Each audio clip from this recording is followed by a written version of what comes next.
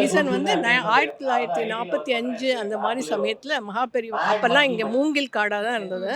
அம்மாவோட இங்கே சமாதி கோவில் கட்டும்போது இங்கே ஒரு பெரிய காடு தான் இருந்தது. ஒரு பெரிய இதெல்லாம் கிடையாது, ரெசிடென்ஸு ரோடு ப்ராப்பராக.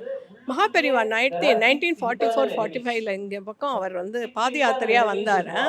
அப்படி வந்தபோது அவர் சொன்னார், இங்கே ஒரு பெரிய பரமார்த்த நிலையை அடைந்த ஒரு சோலோட கோவில் இங்கே பக்கத்தில் இருக்குன்னு சொன்னாருன்னே இவங்க வந்து பக்கத்தில் அவங்களோட சிஷ்யர்கள் வந்து பார்த்துட்டு, அது ஒரு கைம்பெண்ணோட சமாதி கோவில், ஏன்னா பெரியவர் மாதிரி இருக்கிறவங்க கைம்பெண்ணோட இதுக்கு வருவாங்களா அப்படின்னு ஒரு சந்தேகம் இருந்திருக்கலாம்.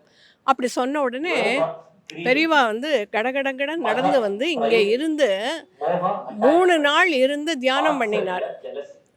அவருக்கு தெரியும் அவங்க அடைஞ்ச பேரின்ப நிலை அதுதான் உண்மையான நிலை. அடைய வேண்டியதுக்கு தான் இந்த உலகத்தில் உள்ள எல்லா விதமான ஆத்மாக்களும் முயற்சி செய்கிறோம், அது அவருக்கு தெரியும்.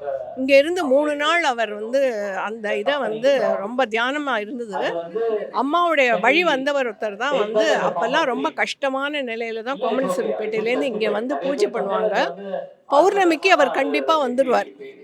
அவங்க வீட்டிலேருந்து வந்து அம்மாவுக்கு ஏதோ விளக்கேற்றி பூஜை பண்ணிட்டு போவாங்க. இதே இந்த அபிஷேகம் ஆராதனை பௌர்ணமிக்கு ரொம்ப வருஷம் நடந்தது. அப்போ பௌர்ணமி போது அவர் வரணும்னு பெரியவா சொல்லி அவர் வர வரைக்கும் வெயிட் பண்ணி அவர் இங்கே வந்தாருன்னா எல்லாருக்கும் கையில் விபூதி கொடுப்பார்.